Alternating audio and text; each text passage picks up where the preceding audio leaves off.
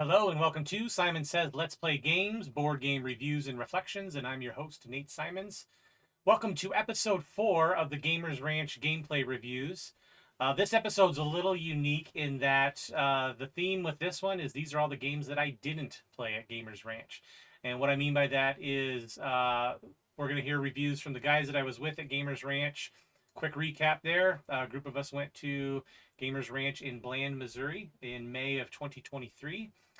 Spent a full weekend there playing games, and so this is a recap of our reviews of the games that we played during that weekend. We did record a 3-hour session with some feedback there about a year ago, and after that 3-hour session, realized that my mic was not recording. So here we are. I'm kind of giving you a truncated view from my perspective, and then I will cut in thoughts and comments from the guys here.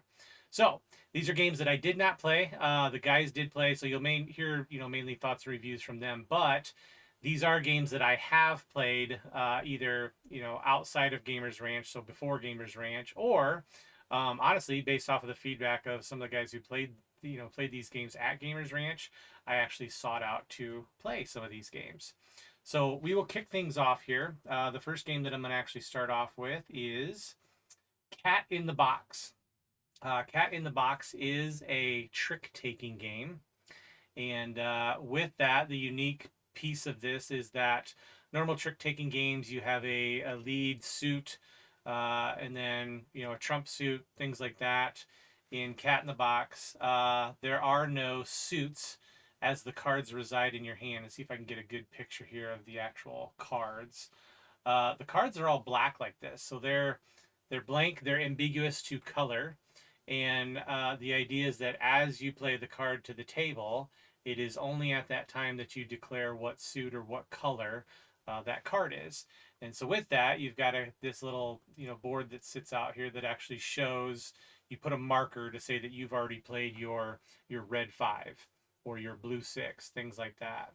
So as the game plays on, you cannot or you shouldn't ever recreate a card that has already been played to the table. Meaning if somebody has a red 6 that has already been played, you cannot also later play a red 6. If you do, it's called a paradox. That basically ends the round, and then you do scoring from there. Scoring is primarily built off of prior to the game or prior to the hand starting, you have to bid on how many tricks you can take. If you do hit your number exactly of tricks that you would take, you actually also get to score additional bonus points for adjacent markers that you have on the board here. And so with that, it's almost like this strategic, tactical planning of where you might put your markers and what cards you might claim to have when you play them to the board. You may not always want to claim the next highest or the highest card in that particular suit because you're trying to chain together some of your markers here. I don't know if all that makes sense. In the end, this is actually a fantastic trick-taking game. I like trick-taking games just because of the ease of entry for that, and it's actually really good ones that I can play with my family or my in-laws. So, do I like this game? Well, hold on just a second. Okay, so the answer to that is a resounding yes. I just got this in the mail last week. This is the Colossal Cat in the Box. And when they say colossal, they are not kidding. I'll show you a few components here. First and foremost, this is the first player marker. I don't know how well you guys can see this thing. It is pretty sizable, and it is solid as a rock. I think it's made out of some sort of rubber, so I guess that's another good thing, is it will not or should not break if you ever drop it on the floor. But the other cool thing is just these components are outrageous. You can see from the pictures there on the screen, these are the actual colossal pieces here. They're nice thick acrylic pieces here, and then you got a nice big player board here that folds out. And I've got this. There's a couple of different versions, if you will, that you can play with this. So this is populated with the version where you can actually double claim, like this spot can be a 5 or 6 red. Anyways, there's actually different inserts for this particular board here. But this is nice. The I guess what I would call the regular version, and actually what we're looking at here on the screen is the deluxe version. But it's fairly small and compact. That's actually nice, I guess, if you're taking that for traveling and things like that. I specifically sought out this version because, like I said, I can see playing this with my in-laws, which we typically game around their dining room table. So I thought it would be nice to have a nice big copy of this. So again, I really like this game. I do think it's probably one of the most unique trick-taking games that I've ever played. And so let's hear what the guys had to say on this one. Yeah, Cat in the Box is a trick-taking game for up to 5 players. It's got a really unique mechanic because all of the cards in the game are black, physically black. They've got a number on them, anywhere from 2 to 9. And when you're dealt a hand, you have to discard one card from your hand, and then you start playing the game. So when you lay down a card, you actually specify what color that is. And the way that you do that is there is a central board in the game, and you lay your token on it. So if you say this 4 is yellow, you put it on the 4 yellow. Now the game holds you accountable for the 4 yellow being in play. Subsequent players can either choose to follow the suit, um, by also playing a quote yellow card, or they can say, you know what, I don't have any yellow cards in my hand. And what they do on a little board in front of them is remove a token from their yellow area, and it has an X on it, and that's saying this person can no longer play yellow cards. And the hand will end in one of 2 ways. Either everybody plays out their hand. That happens rarely. What happens most commonly is you end in a paradox.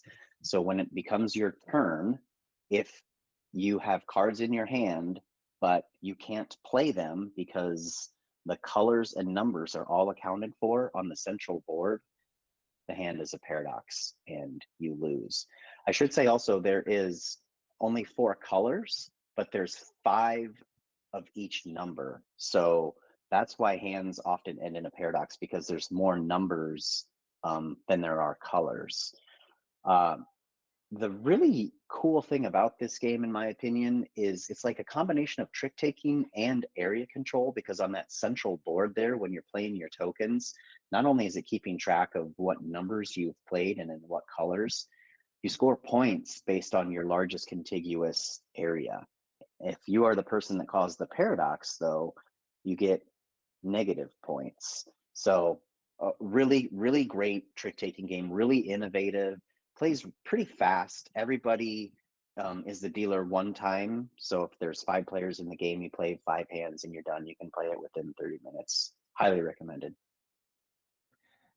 Yep, I would echo that sentiment. As I mentioned, I love trick taking games. This is a great, unique implementation of a trick taking game. One thing that Dan didn't mention is that there is a bidding aspect as well. So there are a couple of different ways to score points. You only score your area control if you make your bid. Is that correct, Dan? Yep. Otherwise, so you have to make your bid to score your area control. Otherwise, you only score the number of tricks that you take.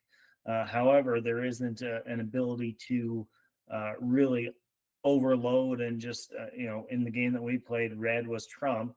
And so there's no way to overload and try to take all of them, because your max bid, as you can see on those cards, is 1, 2, or 3 is your max. And so there's a lot of, I would say, more strategy to this game than a lot of trick taking games. There's a lot of open and known information, because you can see all of the cards at any given time that have been played. You know what you have left and what your options are. So yeah, overall, I would say incredibly innovative. I didn't know how much more you could innovate trick taking games, but this is a fantastic implementation. Yeah. No, this was a fun game. I got screwed over by the bidding so much. Like if I was first to bid, I'd bid, and I had pretty good hand. Like I bid 3, and then all of a sudden everyone else thinks, oh, I'm going to get 2 or 3, and then we like outbid the total number of possible tricks. I'm like, oh crap, someone ain't making their bid, and usually it's not me, or usually it was me. But it was still fun. I enjoyed it. Yeah, would recommend. I did not play it at Gamers Ranch, but I played it once before. I agree. It's just a lovely little game. And again, it feels like you could play it with a range of people, and the various scoring mechanisms would allow you to play it very lightly or like really try to dig down deep and really think through either way. And again, like even no fault of your own, you might cause a paradox, and like it's gonna happen. Somebody's gonna cause it for the most part. So it's like there's no real downside to it, and it goes so quick. Nobody's gonna be upset with themselves that they didn't score well or whatever. So yeah, it's a great game. Okay, next game up here is a little card game called Fantasy Realms. This is actually one that I heard the guys play at the ranch. I ended up playing it later at a separate game night with a separate group of guys. How do you describe Fantasy Realms? Well, I mean, it's very simple in terms that it is a card game.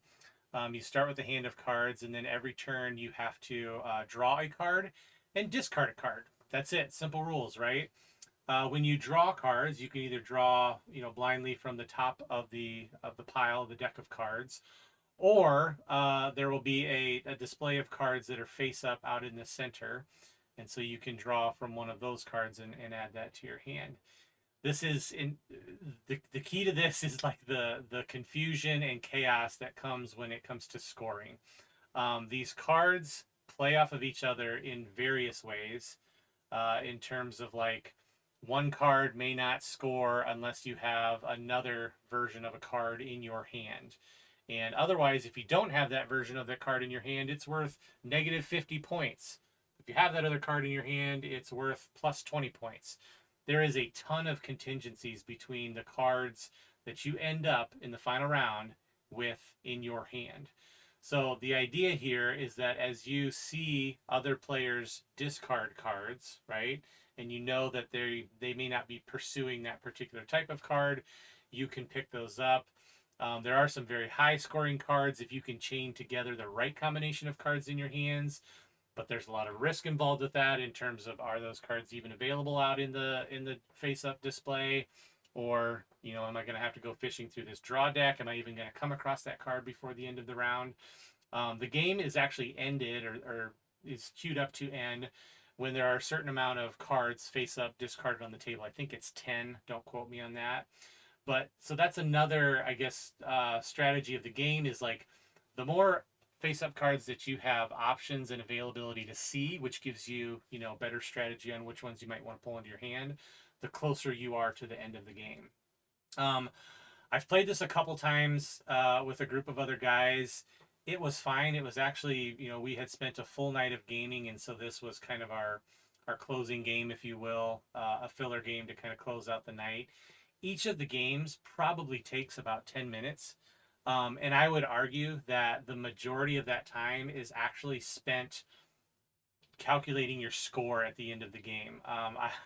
I would argue that you spend as much, if not more, trying to calculate all of your scores than you do actually playing the full round of games to build up your hand. It's an okay game. I mean, let's look at this here real quick. It's pretty highly rated. It's 255 overall and 51 in family games. That's phenomenal for the number of games that there are out on BGG. I'm not a huge fan of this. I guess if somebody asked me to play it, sure, I'd play it. Again, for the amount of time investment, I don't mind it. It's not something that I would seek out. Like, oh man, I can't wait to play Fantasy Realms. So take that for what it is. I do think it's a fun filler game. I do think there are some benefits from playing it multiple times, so certain combinations of cards to look for, or what the frequency of cards are in the deck, things like that. But it was okay. Let's take a look and hear what the guys had to say on this one. This game sucks. This game has 53 cards in the deck. There are 10 suits, Everyone's dealt 7 cards, and on your turn, you either pick from a face-up discard pile or draw one randomly until there's like, I don't know, 10 cards in a discard pile, and the game's over, and then you score your hand. It's super easy to learn. It's super fast to play, but the scoring takes 10 times as long as it takes to play the game.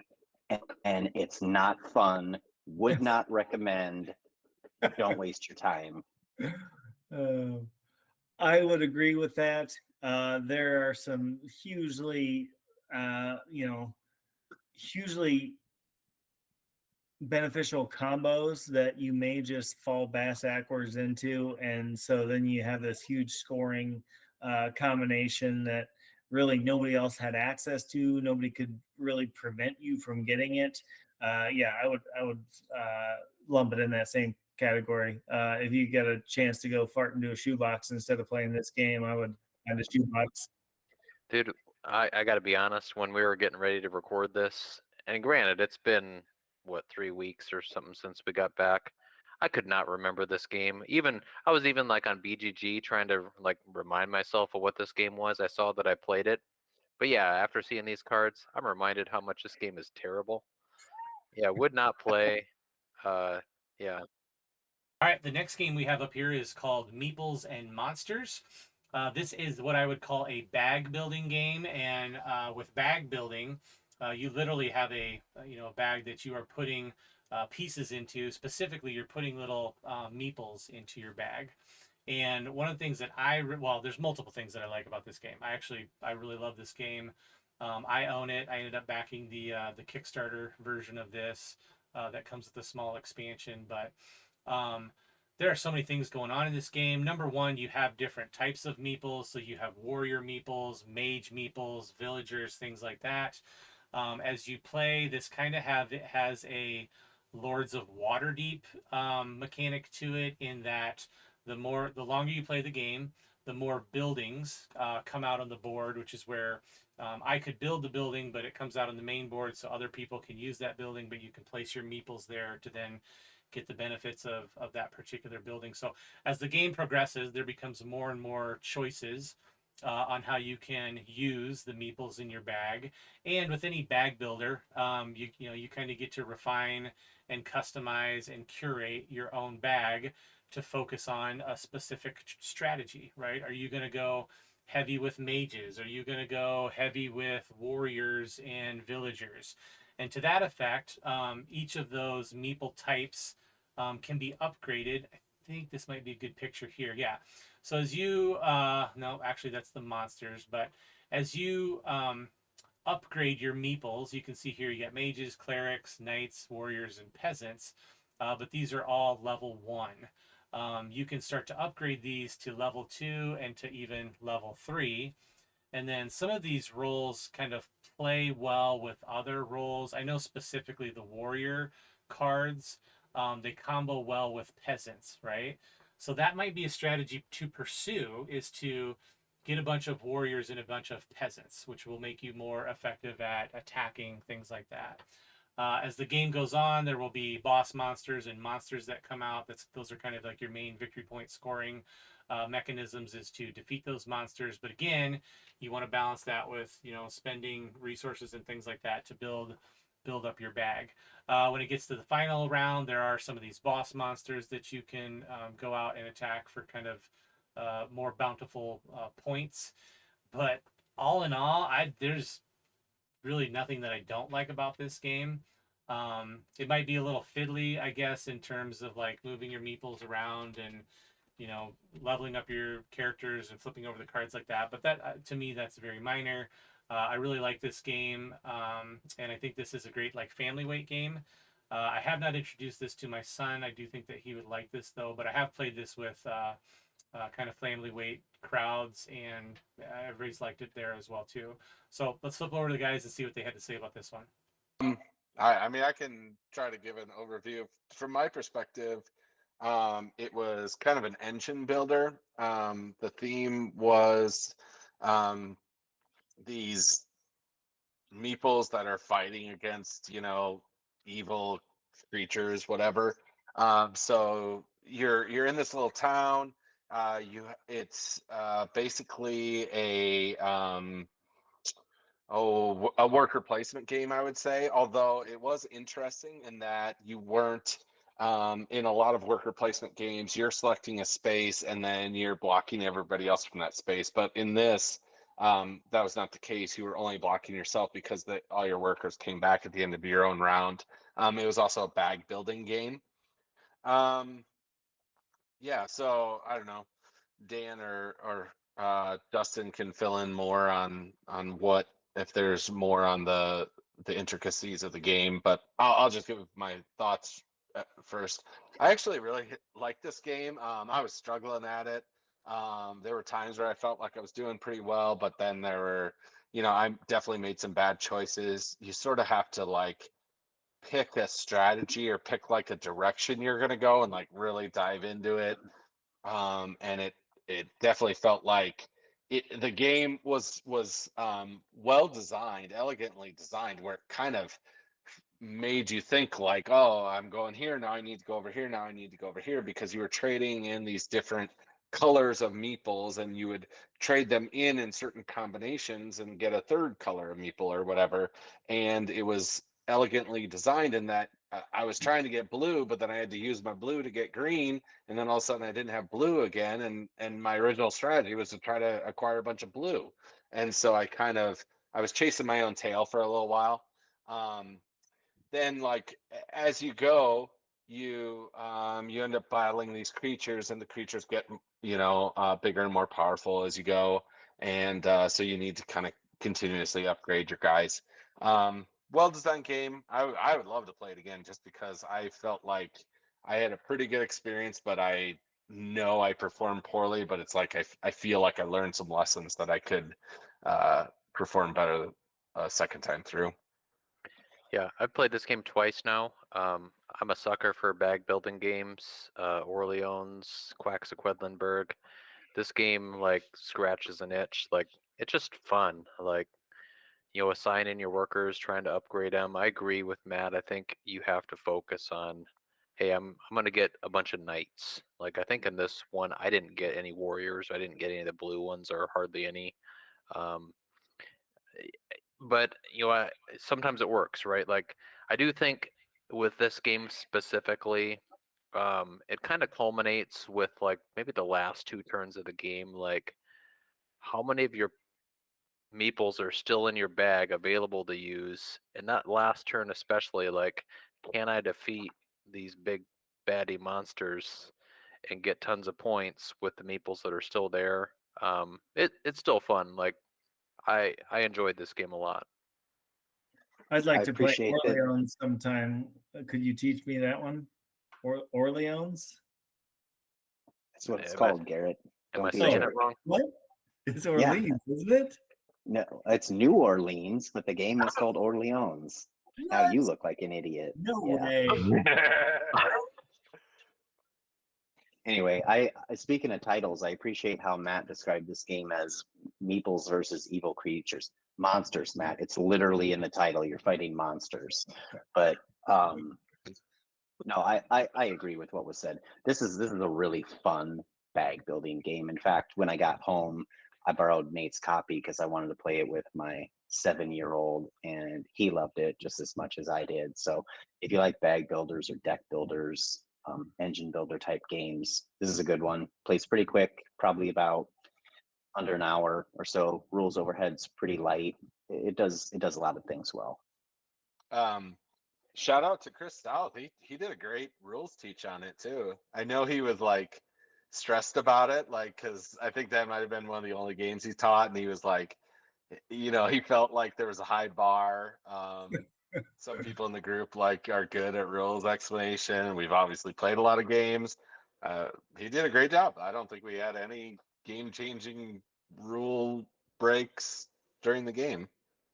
No, he did a great job. It's just like there was something, I think we've all said it. There's something like I have a hard time pinning it down, but there's something nice about it. Like, there's good like tactile, like the meeples felt good, the board was laid out well, everything made sense. You got what you were trying to do very quickly, very easily. Um, Probably the biggest thing we nearly forgot a lot was the whole there's the rule about like if you don't do anything in this area, you have to take on a meeple, or I can't remember exactly how that works. Um, that part we nearly forgot a couple times. We started like kind of using a little system to make sure we didn't forget it. The one thing I'll say, Dustin kind of mentioned this, um, maybe towards the end, being a bag building game, there's a little bit of randomness to it, and like towards the you get a lot of your points like right at the end, like defeating like the big bad like creatures or whatever you want to call them. And Monsters. You can call them monsters. It's right yeah, there in the or title. yeah, whatever. You're using like your little meeply guys, whatever they're called. Anyway, um, so like that last round or last maybe 2 rounds, I can't remember. It's like you need like the right guys, and you're gonna be built up. You're gonna be built up. You're gonna beat one of them, but like the thing is like we were at the point where we were like, can you beat two of them? Right? Like, and it's not you're gonna have enough to beat one of them, but if you don't get your right guys stacked out to beat like two guys, it's like I'm not gonna win. All right, the next game up here is an oldie but a goodie, Puerto Rico. Uh, Little background here: Puerto Rico was, I don't know, probably the second hobby game that I really got into. I got into hobby games with Catan and just played the heck out of that for a while. Puerto Rico, we had a group here in town that would get together regularly and play this.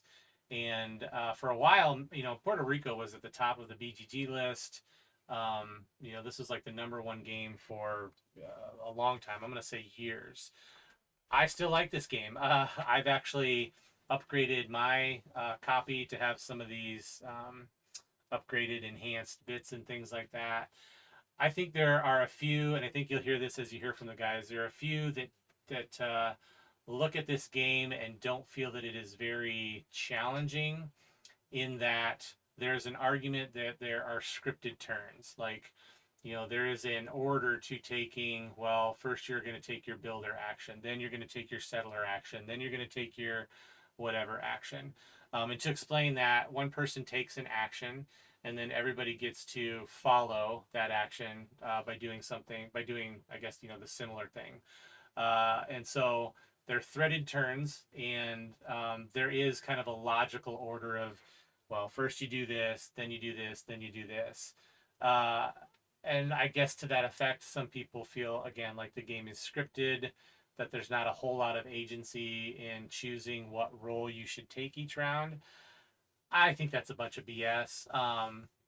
I've played this game, I don't know, let's say conservatively 20, 25 times in my life. And yes, I think there's always kind of a best decision for what roles to play, but there's so much more decision space in the types of buildings you build, the types of crops that you produce, where you put your settlers, things of that nature, that I don't feel like any game is scripted, and I still feel like there's a lot of variability there. And actually, I would argue that the most exciting or the most strategic games are when somebody goes off of that, that model of, they took the shipment action before anybody had taken the settle action, so nobody had, workers on their fields. So why did they? That just kind of throws a wrench in things. And how do you react to that? I still think this game is great. If you ask me to play it right now, absolutely, I love it. I still think there's a lot of decisions and strategy in those decisions to figure out the best path to get the most victory points. So let's hear what the guys had to say on this one. Man, this is the granddaddy of them all. This is what started it for me. And this gets a lot of crap in this group. And somewhat it's deserved. I went into this game. Um, well, first of all, like it's awesome. This is one of the good thing about Gamers Ranch. We got a lot of people there. You can get people that like this game, and you can play games that you don't get to play very often that you really enjoy. But I went into this game thinking I was gonna roll everyone because I probably had the most plays of this game, and I didn't. It was actually pretty competitive. And we got to teach it to Chris. I think he had never played it before, so that was always fun. But yeah, just a classic game. I still enjoy it. It's still one of my favorites. You know why you didn't roll everyone? Because the game is scripted. No. It's It's scripted. Everybody knows the optimal move every turn. you say that all the time, but if 3 out of the 4 people don't know the optimal move, then it's not in any way scripted.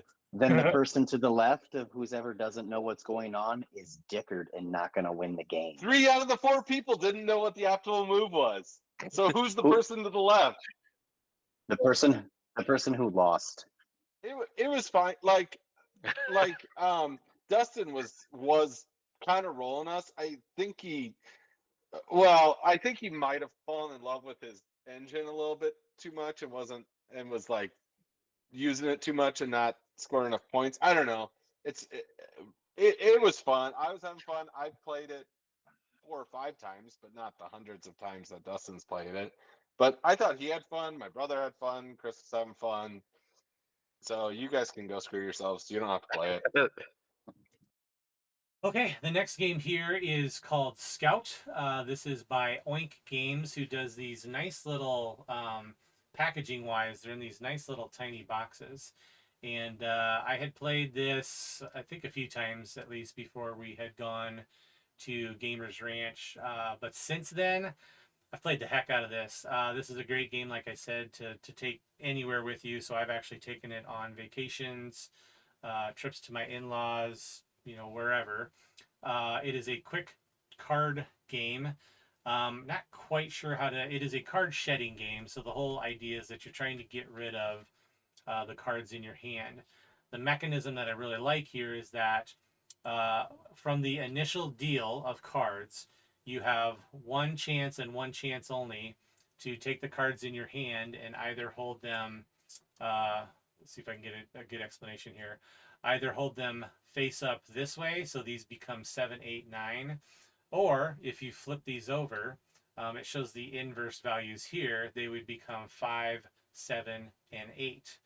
And the thing with that is, you choose the value of the card based off of if you have them, I'll say right side up or upside down. But then for the rest of the game, you cannot change the order of the cards in your hand. And you are trying to either make sets or runs. A set will always beat a run. And then with that, a larger run, will beat a smaller run. A larger set will beat a smaller set. However, on your turn, rather than lay down cards to beat the existing, show that's out there, you can actually scout, which is to say, out of the cards that have just been laid out on the table, let's say the run that you're trying to beat, you can pull a card from either end of that run and add it to your hand. And when you add it to your hand, you can slot it in anywhere in your hand. I love that mechanism because it's all a timing thing, in my opinion, in terms of when and how, how big of a hand do you try to build and when do you play it. Some of the win conditions are either, you get all the cards out of your hand, or if you lay a run or a set that's big enough that it gets all the way around the table and back to you and nobody was able to beat that set. And again, people are scouting, so they're pulling cards out of your existing set that's out there and making it smaller and smaller and smaller. But anyways, if it gets all the way back to you, the round ends, and you don't get any negative points. The other players will always get negative points for how many cards are left into their hand. Anyways, it is super simple to teach. I will say, like, just what is it, knee-jerk reaction or muscle memory when you deal cards. I've seen it a dozen times. You deal the cards and people immediately start taking the cards and putting them in order, and you're like, no, you can't touch your cards, you have to leave them in the order. Regardless, this is a great, simple, quick game. In fact, usually when you play this, I honestly don't think I've ever sat scout on the table and played less than 3 games in a row. Again, it's just one of those where you can knock out games very quickly. They go quick, and then people start to realize, the strategies and things like that, and they immediately want to play again. So, highly recommend this one. Let's see what the guys had to say on it. I'll take this one. Scout's awesome. It's a trick-taking game that kind of like it's more of a ladder game. game. Yeah. That my wife will play, so that's pretty exciting. In Scout, all the cards are dealt out, and you can see on the cards themselves there are 2 values to each card. When you get dealt the cards, you are not allowed, once you look at them, you're not allowed to shuffle them in any way. The only options that you have at the beginning before any cards are played, you can orient them the way that you first looked at them, or you can flip the entire hand upside down and orient them that way. From there, it is a ladder style game, but also it's a hand management and optimization game. So the first the person who dealt is going to play the first card out, and then if that's a single card, a higher single card is going to beat that, and then if it's the highest single card, which is a 9, then a run of 2, so a 3-4 or a 7-8 would beat it, or any pair, and any pair beats a run of 2. Any 3 of a kind beats a run of 3, etc. So as you're moving throughout the game, the unique thing is that you don't necessarily have to play from either end of your hand. You can, like as I mentioned, manage your hand and pull a card out that's right in the middle that is maybe going to make a set of 3 or make a run of 4. If you have the opportunity and you see kind of an order of cards in your hand where you can get a run of 5 or 6, that is really going to screw over your neighbor who is just about to lay down a run of 8 or 9. So that's really exciting when you can do that. And so as you move forward and play out your hand, the first person to run out of cards essentially wins the hand. The interesting thing is that, as I mentioned, it's a ladder game, but you're not just adding to the trick in the middle. If you can beat the hand that is presented in front of you, then you take those cards that will then be points at the end of the hand for yourself. If you cannot beat it, or if you don't want to beat it, you can take from either side of the trick that was taken. As you see here with these cards, you can actually flip that upside down. So that 8 or 9, you can add that anywhere in your hand as an 8 or as a 9. So that's where you can remove cards from your hand to manage your hand, or add specific numbers back in to manage it and optimize that late hand run. Overall, great game. Yeah, here's the deal. If you're 2.5 hours into a rookie podcaster about board games, and you probably know already that this is the 2022 Spiel des Jahres nominee, because you're like deep into the hobby, deservedly so. This game's fantastic, and it's a tiny box.